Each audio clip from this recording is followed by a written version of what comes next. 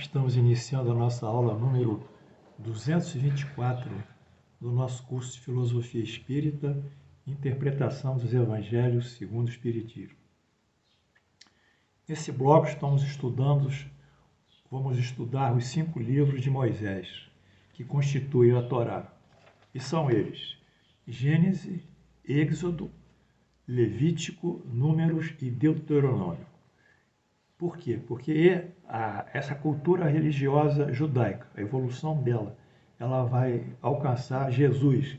E muito do que Jesus coloca tem como base a herança judaica. Portanto, nós entendemos hoje que a tradição ocidental está formada, como dizem os teólogos, no judaísmo e cristianismo. São a síntese de 2 religiões mais importantes para o mundo ocidental. E nesse sentido, na aula passada, nós estudamos o início da criação, Gênesis, e vimos que essa criação decorre de um fenômeno, segundo a doutrina espírita, de uma criação por Deus de um elemento energético chamado fluido cósmico universal ou elemento cósmico universal. Essa energia-mãe, ela se transforma em infinitas energias e matérias, vão se transformando ao longo dos infinitos planos de vida e da criação, e vão formando, então, com ela a energia e a matéria desses planos, basicamente aqui o plano da Terra, como também ao formarem a matéria e a energia, eles formam o tempo e o espaço. Então, toda a grandeza da criação, ela está refletida em 4 qualidades: energia, matéria, tempo e espaço. Tudo isso é que regula, né, todos os fenômenos físicos, do ponto de vista material, como os fenômenos espirituais. E vencida essa etapa, alguns alunos me perguntaram: mas professor, se o senhor diz que Deus é a inteligência primária, suprema de todas as coisas, e a causa primária, que Deus é a inteligência suprema e a causa primária de todas as coisas, qual é a causa de Deus? Então, o que nós temos colhido com os espíritos sobre a causa das causas, a causa de Deus, é que essa relação causa e efeito, essa relação causal, ela não se manifesta, ela não existe em outros planos. Quer dizer, o nosso referencial aqui na Terra constitui essa relação causal, esse mecanismo de gerar algo, esse algo produzir um efeito. Mas em outros planos que nós não concebemos, não existe essa relação causal. Como também não existe tempo, não existe espaço, são outros referenciais que estão muito além da nossa capacidade mesmo de abstração e de formulação das hipóteses mais avançadas. Portanto, ficamos limitados aos nossos conhecimentos e, se cumprirmos esses conhecimentos, nos daremos já por satisfeitos. Bem, hoje, referente à criação, nós vamos estudar o ponto fundamental da criação, fora da energia, da matéria, do tempo e do espaço. O que é mais importante na criação? É a criação do homem.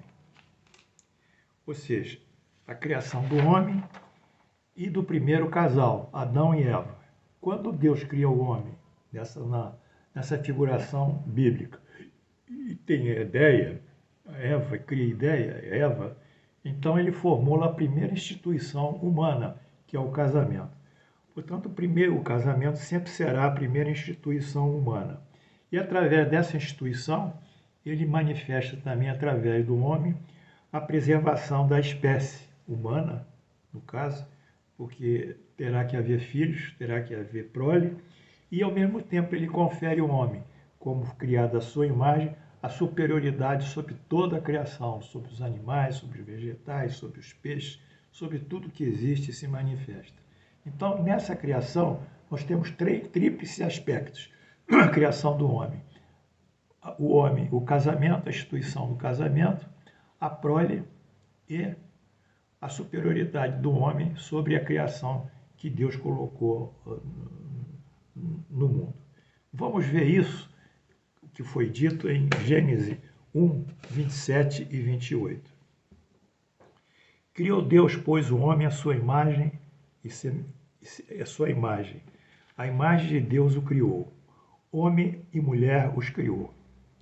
E Deus os abençoou e lhe disse: Sede fecundos, multiplicai-vos, enchei a terra e sujeitai-a, dominai-a sobre os peixes do mar, sobre as aves do céu e sobre todo animal que rasteja na terra.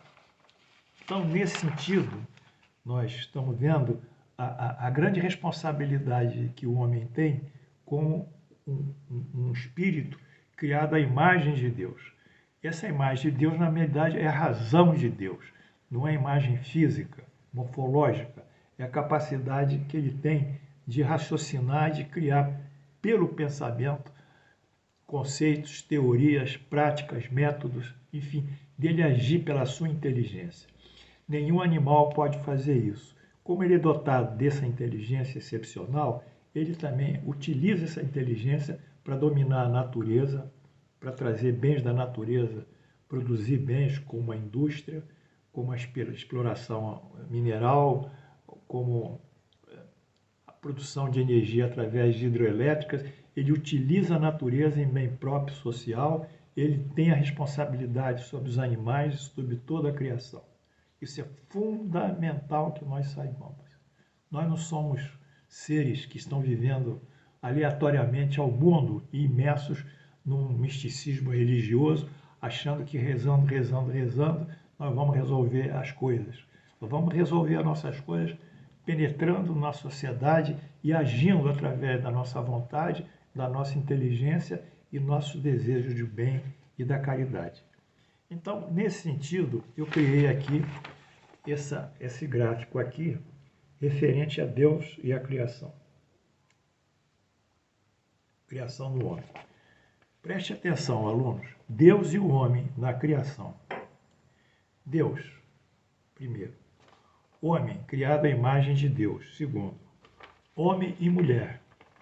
Instituto da família. Não há como quebrar o Instituto da Família, porque o Instituto da Família, a relação homem, mulher, filhos, preservação da espécie, a família assistindo os filhos, dando valores morais, educando, é uma condição divina, é uma lei divina. Podem querer combalir, podem querer atrasar, podem querer retardar, podem querer ferir a família, mas não terão êxito, porque isso depende não deles, desses que agridem a família. Esses, sim, depende basicamente e originalmente de Deus. Portanto, ao homem, que é criado à sua imagem, homem e mulher criam, então o homem criado à imagem de Deus é o primeiro atributo, a razão. A razão que é a imagem de Deus. Preste atenção, é a razão. Como a mulher e o homem se reúnem e formam os filhos dão a continuidade à espécie. Então, é a preservação da espécie. Mas como o homem é dotado de razão, ele tem uma responsabilidade como cogestor da criação.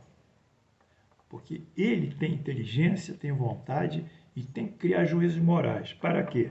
Para atender o próximo, que é o outro homem, que está em carência, para atender os animais e para atender a natureza como um todo. Ou seja, a responsabilidade que advém do homem ser criado à imagem de Deus é a cogestão da criação divina, através da caridade para o próximo, do respeito à vida animal, do respeito à vida vegetal, do respeito aos cursos de água, do respeito às vegetações, à natureza, às florestas e tudo, os mares, os oceanos.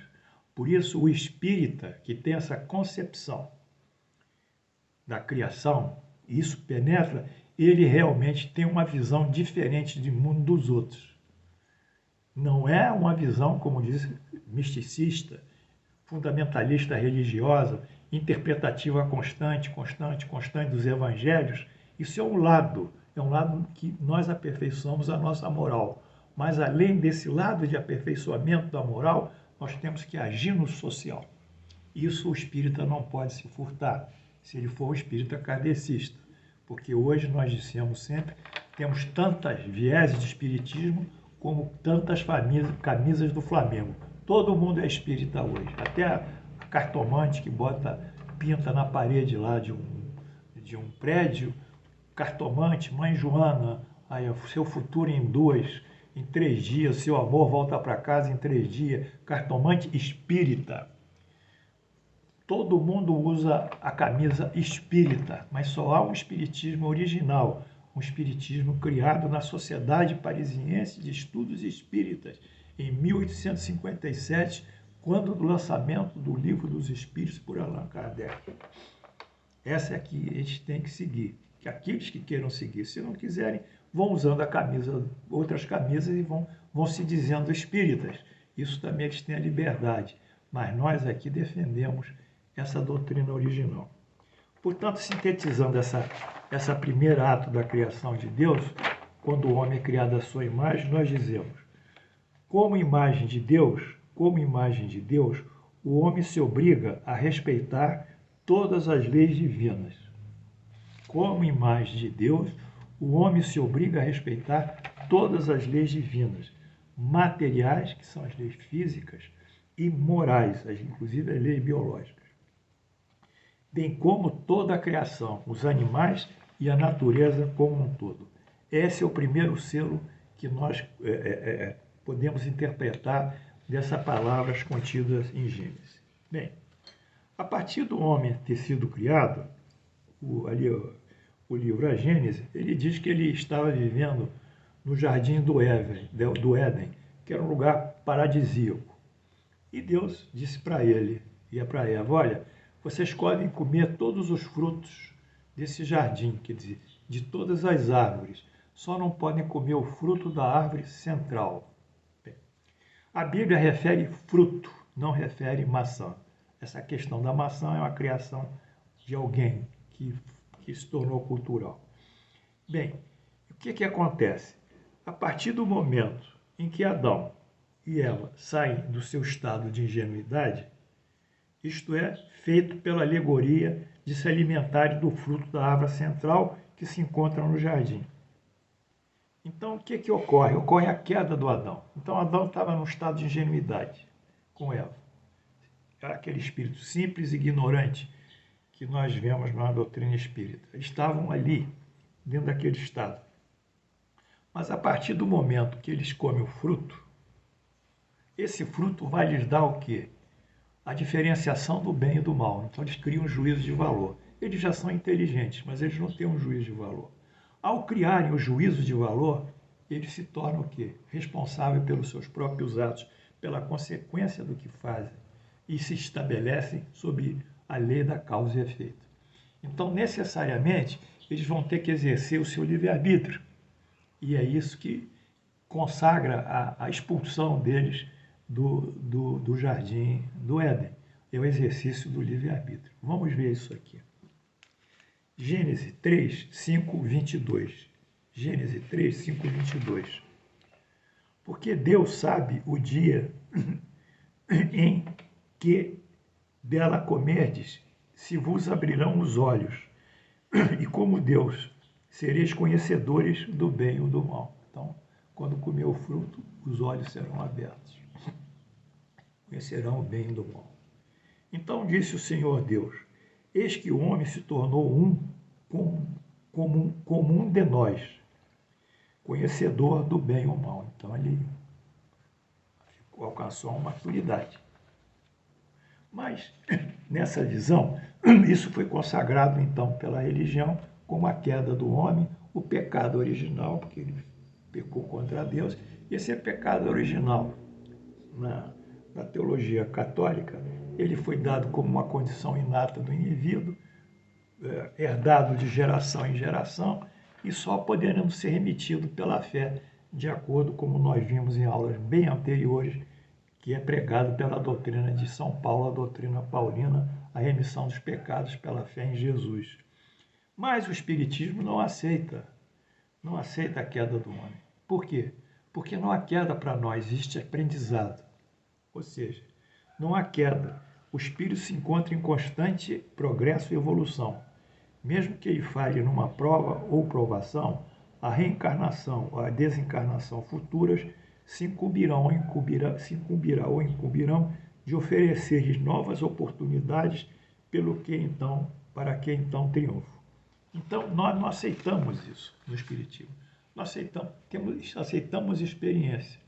E o espírito nunca retroage nos seus conhecimentos e naquilo que ele adquiriu ao longo das encarnações. Não existe isso. Queda seria ele voltar atrás, ele retroagir. Não existe. Existem experiências, ele tem uma prova ou tem uma aprovação, ele não consegue vencê-la. Tudo bem. Mas isso não é queda. Isso é uma incompetência dele, naquele momento. Mas na outra encarnação, aquilo que ele não conseguiu vencer e superar, aquilo volta outra vez. E volta outra vez e aí ele vence. Então a didática de Deus, a pedagogia de Deus, a lei divina de Deus são sempre o quê? Construtivas, positivas, efetivas e apoiam sempre o sujeito em qualquer circunstância. Não há esse Deus que corta as coisas, que castiga, que pune. Não existe isso na doutrina espírita. Existe uma visão sempre progressista. Mesmo no erro, nós aprendemos a não errar. E aprendendo a não errar, nós progredimos também. Então, vamos ver agora alguns conceitos. Alguns conceitos sobre a queda do homem, o pecado original e os sofrimentos decorrentes de tudo isso que acontece. Então, aqui nós temos um glossário que nós tiramos do livro Nem o Céu nem o Inferno, de Paulo Henrique Figueiredo e Lucas Sampaio, na edição da Fundação Espírita André Luiz, do ano de 2020. Temos aqui as referências que nós tiramos. Vamos aprender um pouquinho essa doutrina maravilhosa. Pecado.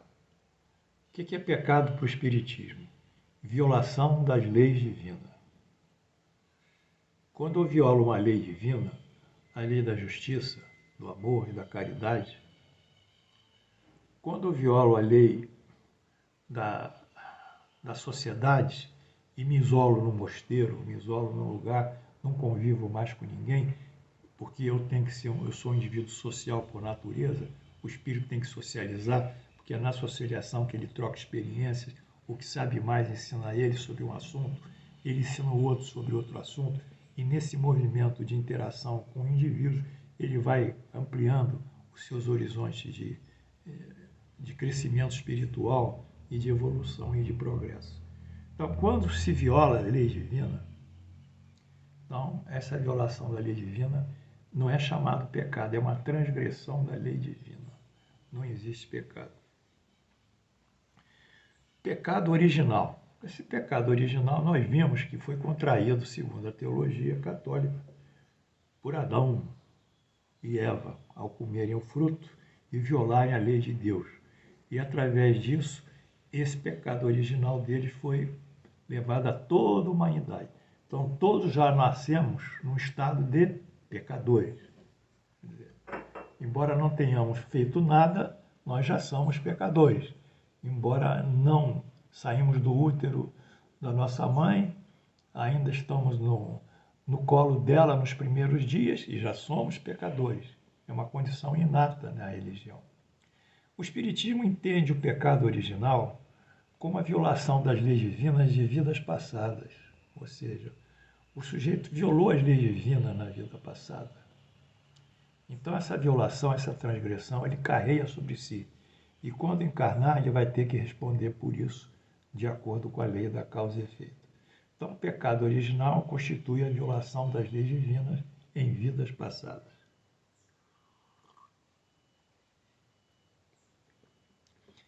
Punição e castigo. Punição e castigo é a decorrência da própria violação da lei divina. Ou seja, quando ele viola, ele produz uma causa. A causa que ele produz é a violação. E o efeito é o sofrimento que ele traz para si. Então, na relação de causa e efeito, o indivíduo transgride é a causa. E o efeito da transgressão é o seu sofrimento, é a sua punição. É uma relação clássica da doutrina espírita.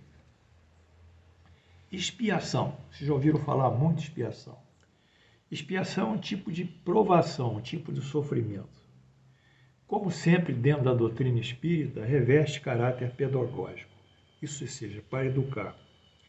Essa provação é um balizador para ele voltar ao rumo da coexistência e da convivência com as leis divinas. Quer dizer, ele saiu do trilho, o trem saiu do trilho.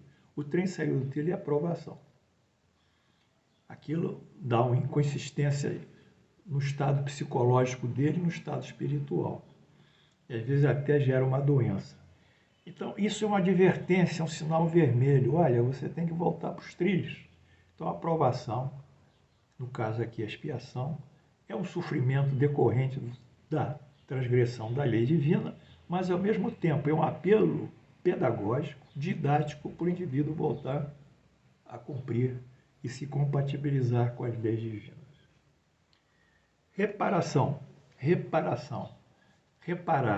Reparar é você superar os efeitos de um mal que você causou. Vamos fazer uma figuração interessante. O sujeito viveu numa família, era parente deles, e que ele se apropriou dos bens daquela família, que sabe dos irmãos, pronto, numa herança. E através de recursos desleais, ilícitos. Então ele tirou todos os bens daqueles seus irmãos, os irmãos morreram na pobreza. Na outra encarnação, o mal que ele fez gerou o quê? A pobreza dos irmãos. Então o mal, a causa é o mal que ele fez, o efeito é a pobreza. Então na outra encarnação, aqueles irmãos vão conviver com esse irmão que cometeu o ilícito, e esse irmão vai trabalhar para enriquecer aqueles que ele deixou na pobreza, compensando então uma nova riqueza, a riqueza que tempos atrás ele furtou ou ele tirou. Então isso chama-se reparação. Reparação é elidir, excluir, suprimir o efeito de uma ação negativa, uma ação errada. Segundo outro item, vocês estão me acompanhando? Ou estou andando muito rápido? Não sei. O tempo está o tempo está correndo. Acho que não vai dar. Vamos tentar correr. Perdão divino. Não existe no Espiritismo perdão divino. Não existe isso. Não existe a graça. Existe o mérito. Quer dizer, nós vamos trabalhar pelo nosso mérito para vencer os nossos erros. Diz Allan Kardec, sendo permitido a todas as almas adquirirem o que lhe falta, então tudo nós temos que prosperar, e se desfazerem daquilo que tem de mal, tirar os vícios de nós, segundo os seus esforços, isso de acordo com o nosso esforço, e a sua vontade, de acordo com a nossa vontade, daí resulta que o futuro não está fechado para ninguém. Exatamente. Nós vamos caminhar, vamos reabilitar. Deus não repulsa os seus filhos. Ele os recebe em seu seio à medida que ela chega, o indivíduo chega à perfeição, deixando a cada um o mérito da sua obra.